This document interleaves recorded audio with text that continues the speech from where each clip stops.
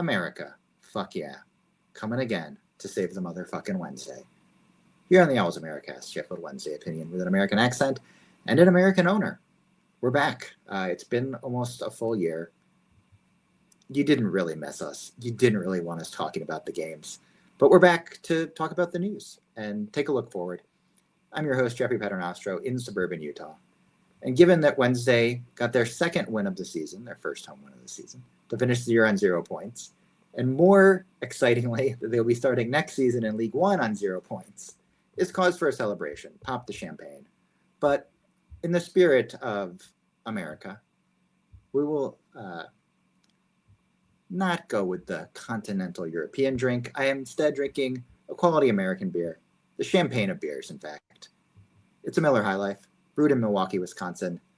It's a Miller High Life, and I'm living the high life with my friends, the Owls Americas. We will start in New Jersey with Patty Jones. Patty, what are you drinking? Evening, Jeffrey. Good to see you again. I'm on the water. Pretty boring. I'm sorry. We had a celebration last week and this weekend. And now suffering from both of those things. So I'm clean living for at least a few minutes. Also with us in the Palmetto State, it's Tommy. Tommy, what are you drinking? Having a celebration of our Austin get-together.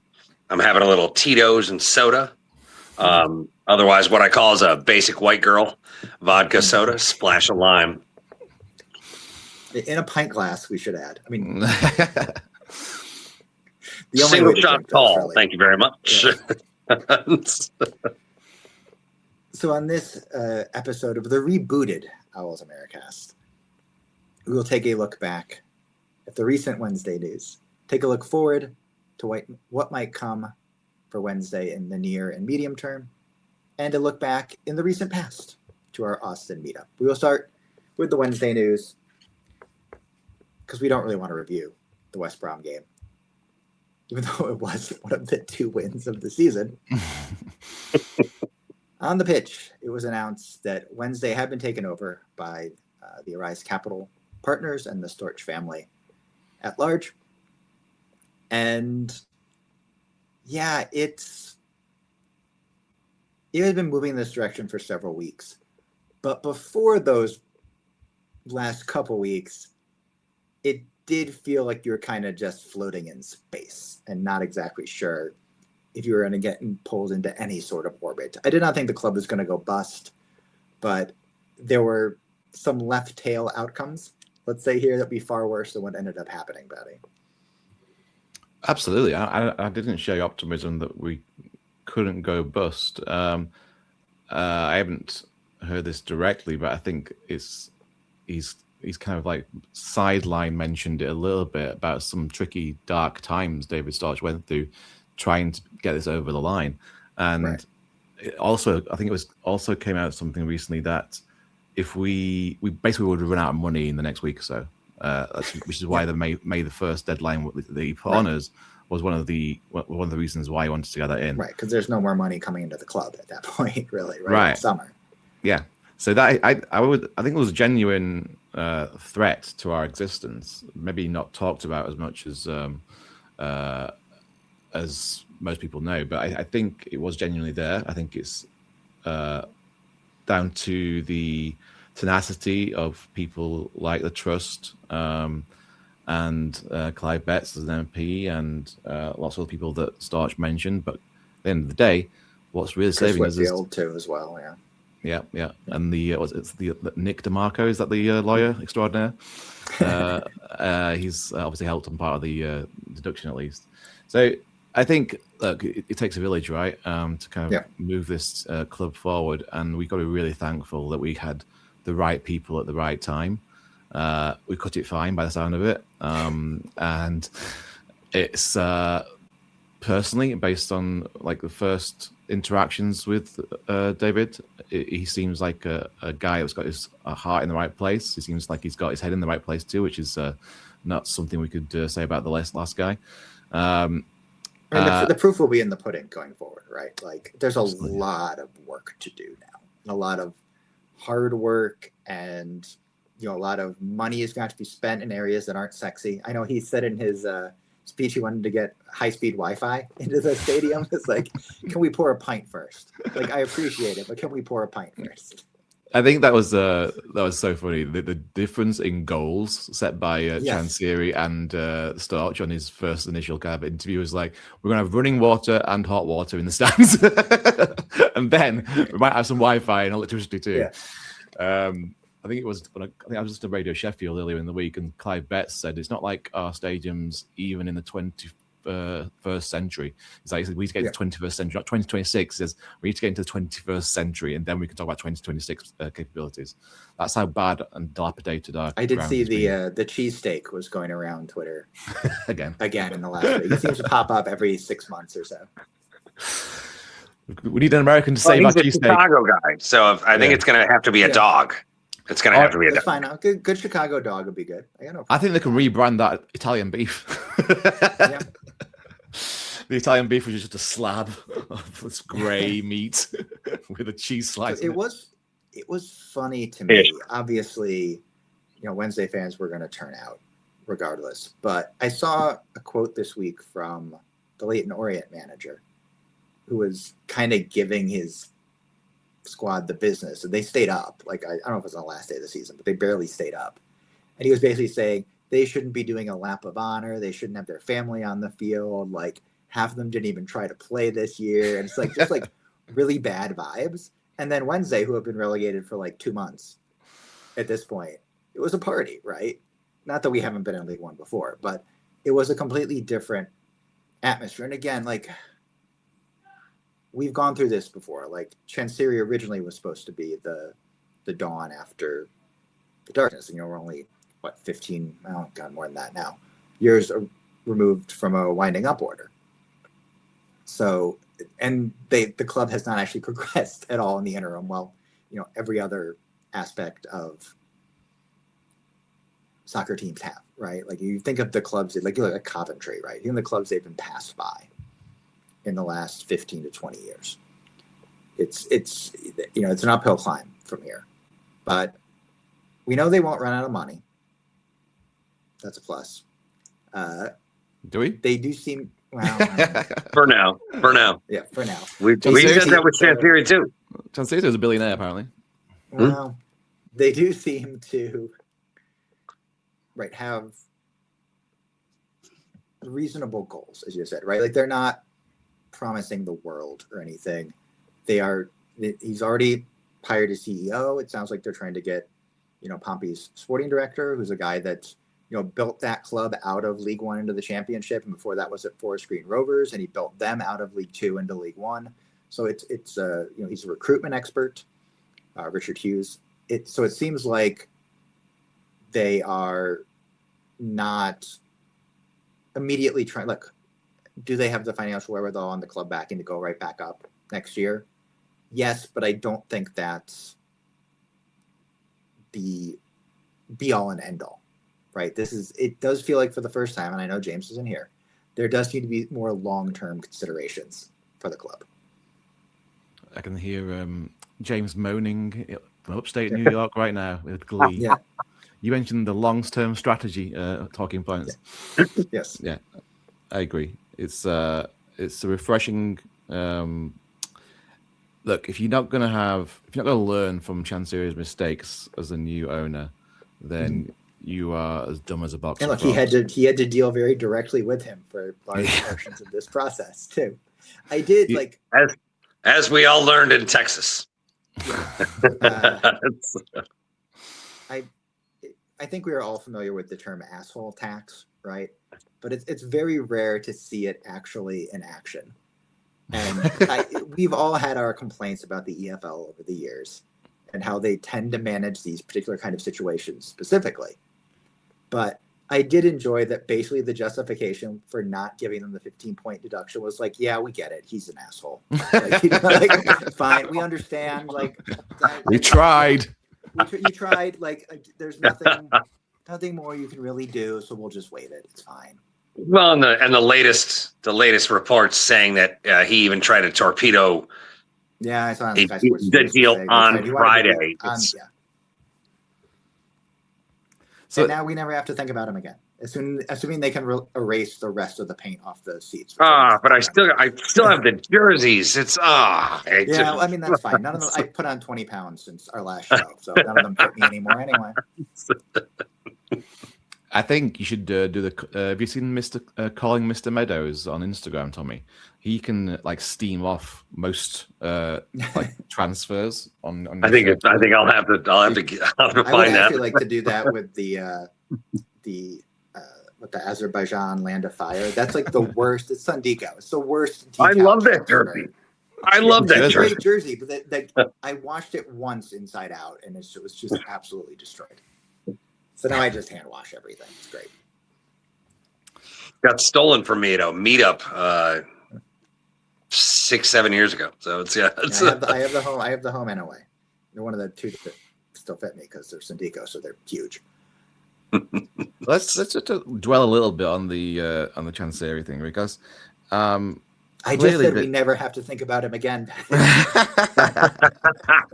No, I want to talk about it in a negative light, Jeffrey. That's fine. If we talk about him in a negative light, that's okay. Because clearly he was holding out for a payout at the end of the day. He thinks he's still owed, obviously, what he's technically owed. And in order to avoid that minus 15 points, if people didn't know, we had to pay all our creditors or debtors? Which creditors? It's a certain percentage of all creditors, yeah. 25p a pound, right? Something like 25p a pound. So, yeah.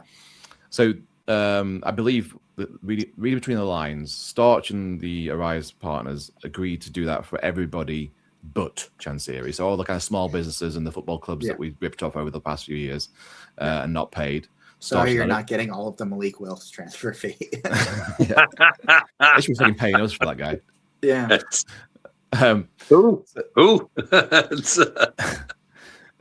So yeah, he agreed to pay off all those other debts that clearly he was trying to come to some kind of agreement with Chansiri, and he was not having any of it. In some respects, not even returning calls from, if you listen to some of the things that EFL has said. So I think by showing willingness to negotiate with Chansiri and proving that to the EFL, that's allowed them, with the help of our friend Nick DeMarco, to reduce the points deduction to zero. So I think wonderful negotiation from Storch. First of all, he's getting people that know shit straight away, right? So he's got the David Bruce guy as CEO. He's loved in Sunderland. From Sunderland, that's huge, massive. Nick DeMarco, obviously the EFL's favorite lawyer. And then you've got people around him like Clive Betts and the trust, obviously, that are helping and supporting and making sure he's well advised. And the best thing about this is he's listening. Imagine that. Yeah. Imagine an owner that listens to advice. I tell you what, that's the best thing that I've heard is the fact that he seems to know what he doesn't know. Right. Like his background is like made his money huge in every organization. It's terrifying when you have somebody who's in charge and doesn't know what he doesn't know. I mean, I don't know if there'll be something. I assume we're going to get a lot of reporting on this over the summer, sort of like more deep dives into the process, TikToks and things like that. TikTok minute by minute, not TikToks. We're all in our 40s. We don't go on TikTok. But I would be curious, like, how did this actually, like, how did he find out about Sheffield Wednesday and why did he decide to buy the club? It's a very good question. I'd actually be curious about that. I know he did one interview with Staten, didn't he, on Radio Sheffield? But I don't think he meant. I don't think he. All he said is that he fell in love with them. I think they were looking to buy a Championship club, and he went to that Norwich game in November, and he fell in love with the fan base at that time. We were already relegated by then too. We were relegated in August. So yeah. I mean, by all rights, we were already relegated. We had that kind of like gallows humor on the stands, and he said that's what kind of attracted him. I wonder, like, because this Tom Costin guy, I was saying before we started recording, this Tom Costin guy, which is part of the ownership team. So it's David Storch, Michael Storch, his son, and then Tom Costin. I wonder, because it can't be a coincidence that Tom Costin's venture company is called Owl Ventures. I feel like that's too much of a coincidence. Surely the two came together at some point and went... Brand synergy, yeah. Yeah, they're like... So yeah, we've got this... Tom Costin's like part of a venture capitalist group. He's, I think, maybe the money guy. You think? I mean, they're both good money. Arise has a fair amount of money, and I don't Yeah. think the club actually sold for that much, right? Like, it's not, relatively speaking, this is I don't want to say a safe I think the investment, club 'cause sold we've seen for Wednesday less over the than last- Olivier Giroud. I mean, it's Yeah. We've seen the last 25 years of Wednesday history. Nothing here says safe investment. Like, this is not an index fund.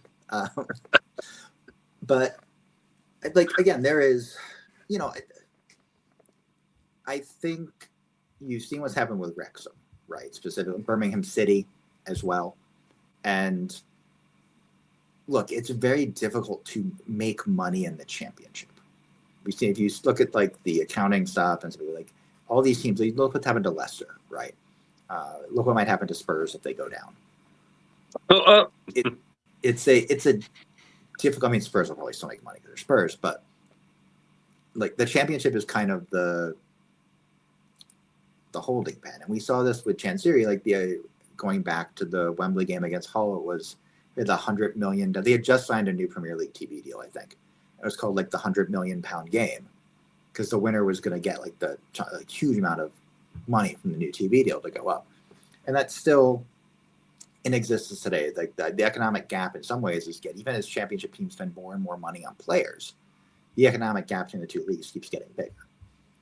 So you are buying Wednesday, what essentially, you're getting them at the flea market, basically, is what is where it is right now, and you're trying to build that back up. We're riddled with fleas too. We're going to need a proper spraying over, I think.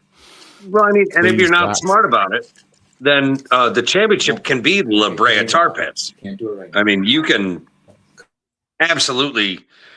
You get a club that's stuck in the mire, and it's all right. Well, it's just a matter of time before they go down. Absolutely. I mean, Leicester's a kind of clear example of that, right? So I don't know. It's Almost went down the first time they went down to the championship too. Sorry, Jeff, say that again. You're on mute a second. Said Villa almost went down out Yeah. of the championship the first time they went. Oh, yeah. Like Leeds have it's done like it. We've it's a done shock it. to the Sunderland. system. Leeds, Sunderland. Yeah, Cardiff was just. So what do we want to see in the short term, right? Like the season's over, but they now have like 2 months to find a League One team, basically. Yeah, I think what got Henrik the job was I think he's put some kind of thought into a Red Bull-like structure as far as kind of a youth team setup and a kind of breeding ground. I think, And obviously they've had to draw heavily from the youth team this year. right. And obviously we've seen a couple of people leave already. We've seen Rio Shipston leave and the Murphy Cooper guy leave. Nathaniel Chalabar has left today, I believe, too. Which is, And we got to sell Charles. We got to sell Charles. We're going to sell Charles. They're going to sell Charles, yeah. My QPR friend said that they're interested in. I was like, really? I thought it'd be Rangers, super interested. I thought So it'd it's be Danny. better than you. Danny Roll brought him into the club. He wants him back. Glasgow Rangers up for it too. So both the Rangers are interested in them apparently. But he quoted like £1 million. Like if we get more, we've got to get more than £1 million for him. He's basically Barry Bannon, but like 20 years younger and can save penalty kicks. Well, it's a tough spot to be in because he's going to want to move at this point in his career. He's not going to want to play League One ball. No. And like, look at it's international aspirations as well, right? Like he's the #1 keeper for Northern Ireland, so staying in the championship or move to Rangers in Scotland would make sense. And it's like that's fine, right? Like it is what it is. This is where Wednesday are. I know they want to keep Ingolson as well. I can't imagine he's going to stay. And you're going to have to start getting fees for these players too. Like that's the other part of it is part of the long-term planning is if you're trying to do like, I don't know, a 6-year cycle to get to the Premier League, let's say, hypothetically. And part of that is you're going to have to bring players through that you're going to have to sell. You have to develop and sell them. Like that's just the way you're going to have to be. It's very hard to be Ipswich, right? It's hard to be Wolves. I suppose you have the right Portuguese agent helping you out. It's not that hard to be Wolves. But I don't foresee this being an easy process, right? The last time they went down to League One, it's like, well, they should just bounce back up with this. They kept most of the squad intact. They recruited pretty well, and look, they made it to the playoffs. Then got bounced by, what was it, Sunderland, and then we had the year after. I actually went back, so I watched the Inside Match Day, which is I think only the second one they've done all year. I watched the Inside Match Day, the last day of the season, this morning, and then in the recommended videos next to me was the Peterborough second leg. I'm like, I haven't watched this in a while. Let's put it on. So and then I had to watch the BBC broadcast, and then I had to watch the international ESPN Plus broadcast, and it just kind of got the juices flowing again, right? Because here's I said we'd do a season review. Here's the season review. The season happened. There was a season. Every game I watched, it felt like a bunch of young players putting in a shift for 70 minutes and then running out of gas and giving up 2 goals in the last 20 minutes. And it was a small squad that couldn't rotate. There were injuries because there are always injuries. And I will probably remember nothing from this season in August, right? And that's fine. Like, it really is a new beginning. There's on the show Community, Dan Harmon got kicked out by NBC for a year. And this series kept going, and then he got brought back on. And the characters made a joke about it, referring it to as the gas leak year. Like, this was the gas leak year. You're not going to remember it. It's fine. Good. I tell you what, I'm also not a going to really lie. shit season. Also a really shit season. So similar. Yeah, But I will always remember that last game of the season. I will always remember West Brom. The countdown on the big screen was, I mean, just to listen to it as I pulled it up, and I was so mad at iFollow because they cut off right in the middle of it. I was so mad. But when they come back and it's down to the 5, 4, 3, 2, 1, and you hear the crowd, and I'm 5,000 miles away, and it's electric. Yeah, giving me goosebumps. My wife is actively tearing up as we're holding each other's hands, going, "Do we have zero? Do we have zero? Do we have zero? Are we going back to zero?" And when it clicked down to 0, we lost it. It was I had a mini Palmetto Owls reunion in my living room with the 4 of us, and we jumping around and screaming and high-fiving. And when it went to 0, and I lost it. It was amazing, and I'll never forget that. That and Austin are the only things I'm going to remember about this season. That's it. I love the way they did it. It is. I don't know why they need to make it more dramatic, but they did. It's like it feels extra cruel, a little bit more cruel to announce it in that way. But it was funny watching. If you saw the live feed too afterwards, I didn't see it live. I saw it afterwards.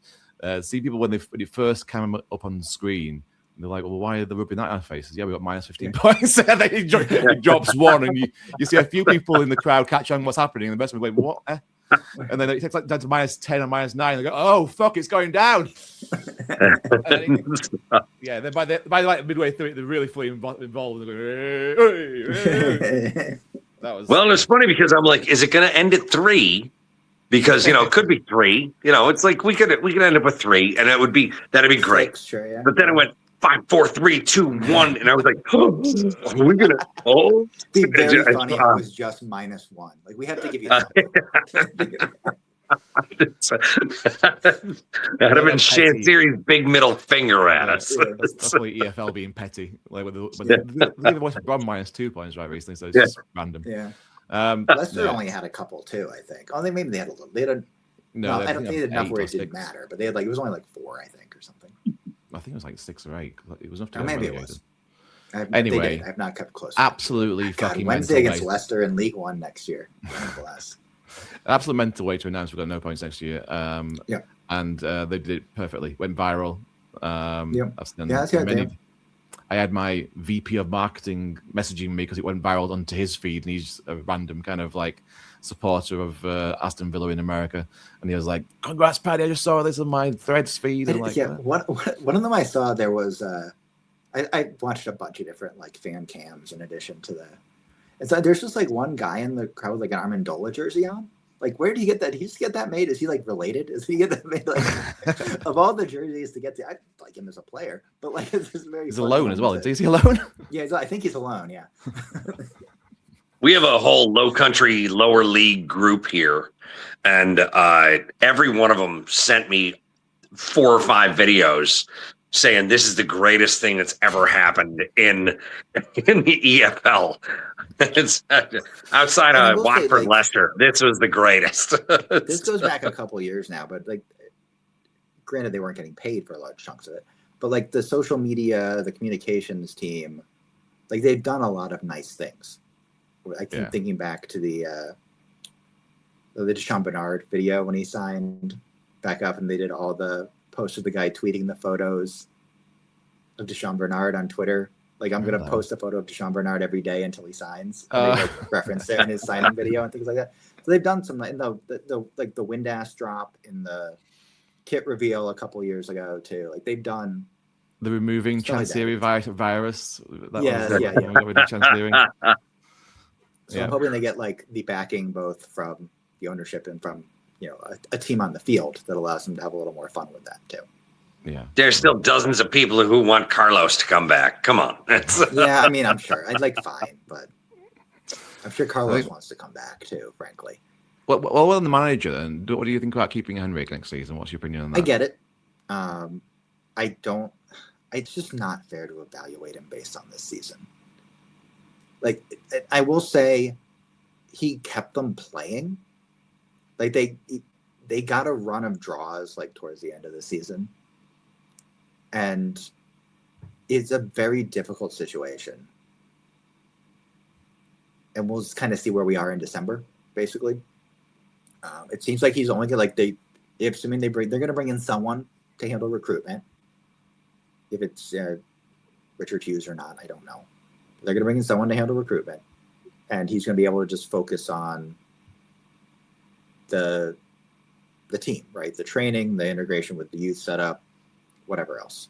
And I don't know how he wants to play, because Wednesday we're just not able to play, right? Like there's not I don't know how he adjusts to League One. Like this is all stuff you can't know. I think he did a wonderful job, and the best way you put it is you can't judge him on this season. Yeah. Look, there were reports he was crying when he was told that they were going to have a point deduction next year. Like I think he was here with Roll, right? Like I think he buys in, and you just see what happens, right? Like you give him the opportunity. You think he's got 4 months, Jeff? You said the end of December. Yeah, he's got 4 months. But again, I don't think he has to be in a playoff spot, right? I think you need to see progression. You need to see progression. Oh, I think if he's mid-table, he's safe. Yeah, you need to see an identity. You need to see, the players playing. Like I don't think this is a long-term project. And at a certain point, ideally, this club has become a very attractive job for someone, for a high level, another Danny Roll, right? It ain't right now. No, you need someone that's and you're going into League One. Lay foundations, Right. He's shown the ability to get something out of these kind of like ragtag group of players. Again, they didn't win any games, right? Like I don't want to gild the lily too much here in terms of his tenure in 2025, 2026 as Sheffield Wednesday manager. But, you're going to need some of that when you're going to, God, I haven't even looked at the League One's table of the League One teams for next year. I know Lincoln City got promoted, so there's no Imps. The Imps are now ahead of the Owls. But when they're going to Shrewsbury, right, there's probably a trip to Shrewsbury in there. I think they're in League Two, Shrewsbury. Oh, are they now? Yeah. Morecambe? How about Morecambe? Well, Bromley just got promoted from League Two, I believe. Right? So we're playing Bromley in League One next season. Oh my God! God. Well, right, Doncaster. Luton's in League One, right? Little Luton's in League One. I don't think Yeah, so Lincoln and Cardiff got promoted. Obviously, the playoffs are still to come. So teams, we'll get Plymouth Argyle again. So Mansfield Town. Gotta love Wickham. Mansfield are not in League One, surely, are they? Mansfield Town. They finished 10th. Fuck Yep. yeah. Yeah, as I said, Leighton Orient. Exeter survived. Peterborough. Again, we'll get another. Oh shit! Barnsley, of Peterborough. They all sound like League Two teams. That's how long we've. Not Rotherham, because they've been. Jeff, you're depressing me. I don't want to. No, let's just keep in celebratory. I don't want to fucking hear about Bromley and Peterborough. I want to hear about Bromley. Yeah. No. Hold on. Hey, at least we're not Spurs. At least we're not Spurs. At least we're not Spurs. Chop off my right hand to be Spurs. Yeah. We are not going to review the West Brom game, as I said, but we will review the Owls America's national meetup in Austin, Texas. Take it away, Patty. Do we have to give it a score out of 5? I feel like I'm biased. I can review it. I can tell you what happened, right? So, recap. How about recap? If the people aren't aware of the OA away, which there may be some new listeners after a lot of interest in American Wednesday fans recently, the OA away is our national meetup. It's actually our 6th. We're not just here for the good times. We've been here for the bad times, primarily bad times. The first one they lost 3-0 against Derby, is that right? 3-1, I think. We're 3-0 down in the first 30 minutes. That's in New Orleans. We've been to New Orleans. Been to New Orleans. We've been to New York. Obviously, we came back to New York. We did a year of COVID virtual weird ones. Then we went to Charleston. Then we went to Halifax, Nova Scotia. And then we went to Tampa last year. And then we were in Austin last week. So just over a week ago now. So it's fantastic, right? So we have people from all over the country coming, all over the continent coming, as well as all over the world. All over the world. We had people from Switzerland here. Yvonne's on her 3rd now. Yvonne is our Swiss-German owl, and she's been to 3 in a row now. We have people. She's also a Dortmund fan, which is very much like, what are you doing here? You have it so much better. Like you don't have to. Yeah. Yvonne is a masochist, clearly. We've had people from England come over before. Some friends come over. We had James Marriott come over once for the New York one. We've had several people come over from England, both people that know us through Wednesday and know us through the podcasting community, but also been to meetups in New York and in New Orleans. They find out through the local groups, and then they come to the big one occasionally too. Mike in the Armed Forces Owls, another good guy, has been to a couple of meetups already. So that's what happens. We average around 30 people turn up. This time around, we had bang on 30 pretty much. We made 32 on Saturday for the game. We started off on Friday in the conveniently named Blue Owl Brewing in East Austin. It was an amazing place, known for its sours. Did you steal the owl from there, Patty? I gave it money. $40 that cost me. So it wasn't for sale, but I haggled $40. They had loads of merch, and at the end, I was like, "I'm going to buy all your merch." I was like, "What? How much for the Blue Owl?" And he goes, "We haven't got a price for that, mate." I was like, $40. I was like, "Sure." So, I've kind of paid or Did stolen. it make it back in your suitcase? Is the important. Not in a question. suitcase. I brought a plastic bag in it. It's downstairs. I've got it. I was worried it's going to be as lucky as the playoff owl that Paul brought to a New York owl meetup once, and that's when we lost, and it got smashed to pieces outside the football factory. Thankfully, it survived the smashing of pieces after losing 4-1 to Oxford United. Sorry, I'm getting distracted again by terrible football. The actual weekend was a great success. And then Saturday, we met up at the Haymaker in Austin, which is a great pub. They're very hospitable. They had on all the screens for us, already set up. I was stressed that I'd have to get there like 15 minutes beforehand and set it all up. They did it all for us. It was great. The Thursday people turned up. We watched the game. It was terrible. We drank a lot of booze to quell the terribleness. Hold on. At the half, it was fun when we all went outside to take pictures, right? At the half, so we'll get to that. At half time, let me tell you, I'll get a behind the scenes build up to the halftime surprise. So, the previous few weeks, I had the fortune to be in contact with David Storch just before he's been announced as the new owner. he was very kind enough to give me his email address on Twitter. Told him we were doing a national meetup and would he like to come? Thinking, busy boy, wouldn't want to make it. He was very up for coming in person, but said basically that obviously depends on how well this next few weeks go with the buying of Sheffield Wednesday. So anyway, about a week before the meetup, he emailed saying, look, Paddy, it's going to be too busy. I'm going to have to be at Sheffield that weekend, sort a few things out, but I'd love to do a Zoom or a FaceTime. It's like, okay, great. Here's the details. Here's like the timings we could do it, Friday night or Saturday morning. Didn't hear from him the whole week. So I thought, okay, fine. It was a kind of a pipe dream anyway. I was like, he's very busy buying our football club, hopefully. So I wasn't going to chase him up. So that was like a week past. We went out Friday night, had a great time. Got in Saturday morning. I realised I'm organising 30 drunk people around a foreign city. Well, hungover at that point. I haven't got time to check my emails every minute. He'd emailed the Friday night while I was out drinking, obviously. And I got into the match at 9-ish local time, which is 10 o'clock Eastern time. And it just kicked off. And I looked at my email, and it was David Storch. And he sent me an email on Friday night saying, hey, Paddy, I would love to chat at 10 a.m. Eastern. I was like, shit, it's 10:15. So I was like, and I mean, very kindly give me his cell number. So I was like, shit. This is all while we're dropping goals every 5 minutes. So I texted him and said, look, sorry, David, I just saw your email from last night. I was out.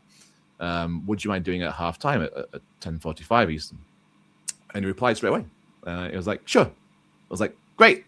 But I haven't done any tech for this meetup. Like, they put everything on themselves. So I had my friend bring a MacBook in case we had to sit on a MacBook. I said, can you get like Zoom on your MacBook? We'll try and Zoom David in at halftime. Okay, so he's downloading a Zoom. Loads of login problems. It wasn't working. This is, again, sweat's pouring down my face now because I'm trying to get this guy done. I had like 10 minutes to get all sorted. We asked the guy behind the bar who had set all the tech up for us. It's on Apple TV. I was like, okay. And I looked at his messages. They were in blue. I was like, okay, he's got an iPhone. He's got an iPhone. And we've got an Apple TV linked to all the big screens in the room. I think we might be able to do a FaceTime. So I said, can we FaceTime somebody from your Apple, wherever you got connected to your TVs? And he goes, yeah, just give me a phone number. So I texted David back. I said, can you do FaceTime instead of Zoom? Sure. I was like, God, great. Knowing full well, thank fuck. If David wouldn't mind me, it's on public knowledge. David is 73 years old. If I had to FaceTime my dad, who's like 5-7 years younger than David Storch, he would not have a fucking clue. David Storch. Oh, God, trying to FaceTime my parents. Like, under stress. I bought an iPad and sent it to them. I didn't have to worry. David Storch is a legend. Yeah. You can operate FaceTime. We don't have to worry about that kind of shit. Anyway, we just go. And at the same time, you're like, this is the new chairman. This is the new chairman. Well, but again, this is still, no one knows this is going on still, other than me and my friend Matt, who's trying to organize it. Because I didn't announce it to anybody. And then halftime finished, and we literally, within seconds, switched the screen to David Storch on FaceTime in his golf cart. I said, I didn't have any time to do a call intro and say, hey, David, this is how we're going to do it. This is blah, blah, blah. We went straight in, big screen, David Storch on the big screen. I went quickly, I was like pointing the laptop towards me. I was going, hey, David, Paddy here. Thank you so much for dialing in. You're on all the screens. Basically, you're live to the nation. I was like, this is Ours Americas at Austin. There's 30 of us here. We want to say thank you for joining us. And then it kind of was a bit of a blur from there. But thankfully, we could hear him through the speakers. He could hear us through the laptop. So we had a little bit of dialogue back and forth, but obviously it was quite tricky to do a full kind of conversation. There was a few choice quotes that I will not mention, Tommy, and neither should you. I will not. I will say that we sang songs to him, though. Yes, we did sing songs with David Storch. Sung some songs with him. He loved it. He thanked us for our amazing support. He was on there for 5 minutes, so he gave us a little update on the progress of the takeover. Nothing that was in the public domain. And he was just very precious of the time. He did tell me, which made me feel terrible, that he delayed his tea time on the golf course to speak to me at 10 o'clock. So we made him miss his round. Yeah. So I'm sorry, David. If you haven't listened to this, I'm really sorry for delaying you. It will happen again. And you're welcome on the podcast anytime. And everyone who was there appreciates it. Yeah, it really blew us away. It blew me away too. So that was kind of a cherry on the cake for the Saturday. It kind of took our minds off the terrible football. And then we went around some breweries in the Texas Hill Well, Country. then the fire department got called. Oh, then the fire. Shit, yeah. I was hoping to kind of like gloss over that fact. We had We just glossed over it. It's fine. And then we went on a tour. you can actually hear the fire alarm on our post we did on Instagram. There's a video that starts our Instagram post where there's Aaron with his two blue and white flares streaming in the background. There's a whole group outside the bar, and then in the last second or two, you hear and that's the fire alarm. The fire department came out to the bar, and it was quite embarrassing. But they were wonderful, though. The Austin Fire Department was wonderful about it. So thank you to the Austin Fire Department for probably not the weirdest call they've gotten at 10 in the morning. They were, I think they were quite surprised, but also helped us pose and took photos with us too. And we had confirmed that the bar didn't get charged for the call outs as well, because I was feeling really guilty. We got charged for a call out. That happened. All good mood. Moved on to the brewery for the entire afternoon. We sang some songs to a band that was playing in the middle of a beautiful beer yard, and they sang some songs back to us. We asked for Hi Ho Sheffield Wednesday or Hi Ho Silver Lining by Jeff Beck. They had no idea what that was, but they were going to rehearse it in the break, they said. But then we had to leave to go to the next brewery, so we said we'll sing it for you instead, and we did, and they were very appreciative of that. I think they're called Strawberry Flats, right, Tommy? If you hear Strawberry Flats, they were wonderful. It was a really good bluegrass band, so they were really good. Shout out our new friend Strawberry Flats in Austin. And then went to Vista Brewing. We went to Salt Lake Barbecue, amazing barbecue. Don't forget the barbecue place. Salt Lake Barbecue is so good, right? It's Austin. Oh my god! Yeah. Big shout out to Salt Lake. Accommodated a group of 30 people, like it was like a everyday occurrence. Apparently it is. So big shout out to Salt Lake, big shout out Vista Brewing, big shout out for the Jester King Brewery right at the end. Really, really beautiful places. And then we had a nice night out in all the kind of like honky tonk bars and like beer gardens, Austin. And we saw some great bands, good live music, obviously.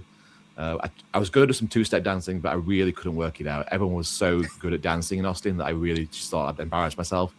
Thankfully, I didn't see Tommy on the dance floor either, so that was probably a blessing as well. No, I missed it completely. I'm over 50, so after the breweries, I went to bed. So yeah, it was great fun. Oh, and then to top it all off, whoever was around on Sunday decided there's like 8 or 9 hours left. Not only were we going to watch the Buffalo Sabres beat Boston Bruins, as Tommy will talk about forever and ever, and do 1 million Jello shots in the proceeds.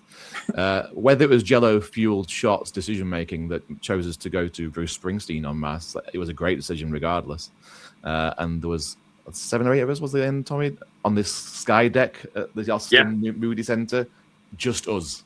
And this right behind the stage. Right behind the stage. We thought it would be shit seats. It was fantastic. We were dancing and running around with Bruce Springsteen. And again, I'm not a huge Springsteen fan. I think he's got some great singles, but now I'm a massive fan. I've listened to Bruce Springsteen for the last 2 weeks in a row. I swear he pointed up when Jamie was doing the Owls America's flag. He was pointing up at us. I swear, I'll take that to my grave. He was pointing at us. Yeah. Really embracing your New Jersey-dom, Teddy. I'm fully embraced New Jersey now, and I'm a Springsteen fan. And of course, Jamie got smuggled his flag into another concert after making the Sheffield Star with the Pulp concert, Owls America's flag too. Maybe we'll get into the Austin Star with Bruce Springsteen's Owls America's flag. But what a weekend! Thanks so much, everyone that come. We will be doing it again next year, but where is the question? Send us some ideas, suggestions. There's always some floating around. So Chicago was a favorite on the weekend. Don't send us Omaha. That's still there.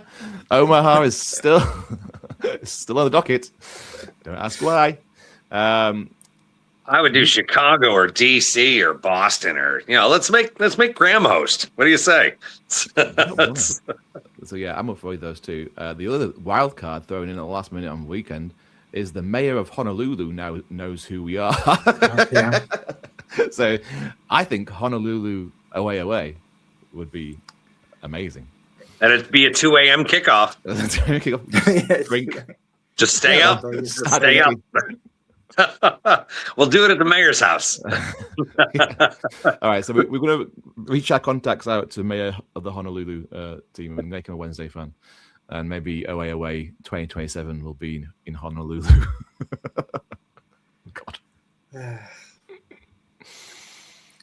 we have any other business, Patty?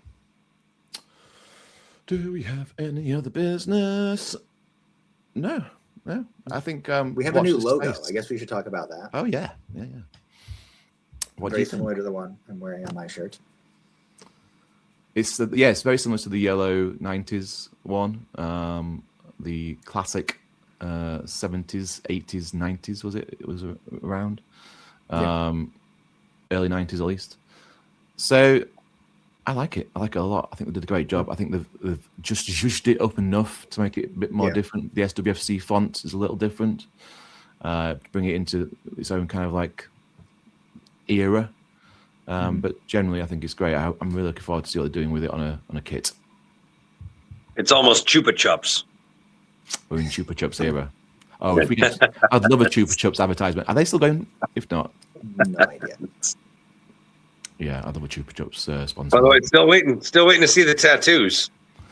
You chickened out. Your wife said no tattoos for you.